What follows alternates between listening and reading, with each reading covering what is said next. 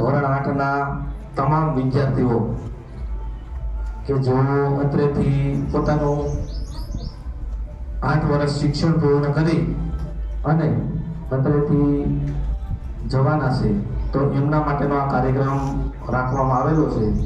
સંયુક્ત રીતે જંબુ સાહેબની વિદાય સમારંભ સાથે ધોરણ 8નો વિદાય તો ન કહી શકાય, પણ શુભેચ્છા સમારોહ કે અત્રે તમે 8 ધોરણ પૂર્ણ કર્યું છે તો તમે અહીંથી કંઈક મેળવીને જાઓ છો અને હવે નવું તમારે કંઈક મેળવવા જવાનું છે. એટલા માટે તમારા માટે સન્માન સમારંભ કાર્યક્રમ રાખવામાં આવેલો છે. તો આપ સર્વેનું દયાળ પ્રાથમિક શાળા વતી હાર્દિક સ્વાગત કરીએ છીએ, આવકારીએ છીએ આપ સર્વેને.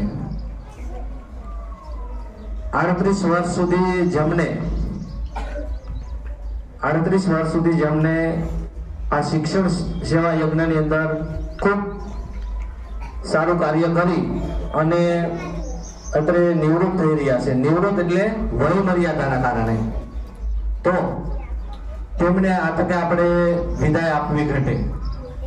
આપણને આપણી શાળાને તેમની ખોટ તો અવશ્ય પડવાની છે, પરંતુ નિયમાનુસાર આપણે છે એ ફોર્માલિટી પૂરતી આપણે વિદાય આપવી પડતી હોય છે. બાકી વ્યક્તિ છે ક્યારે વિદાય લેતી નથી.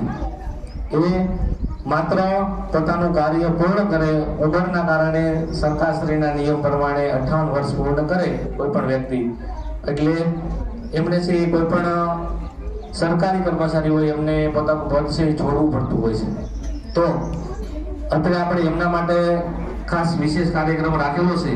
તો આપણે શાળા પરિવાર વતી તેમને ખૂબ ખૂબ શુભેચ્છાઓ આપીએ કે તેઓ પોતાના જીવનમાં છે ઉત્તરોત્તર પ્રગતિ કરે, એમનું આરોગ્ય છે કાયમ માટે સારું રહે, તેમના પરિવારની અંદર કાયમ માટે સુખ સમૃદ્ધિ જળવાઈ રહે તેવી આપણે મા સરસ્વતીને આ તકે પ્રાર્થના કરવાની છે. તો સૌપ્રથમ આપણે કાર્યક્રમની શરૂઆત પ્રાર્થનાથી કરશું. તમામ બાળકો છે એ હાથ જોડી અને આંખો બંધ રાખશું. માયક સાથે પ્રાર્થના બોલવાની છે. તમામ બાળકોના હાથ જોડેલા, આંખો બંધ, પ્રાર્થના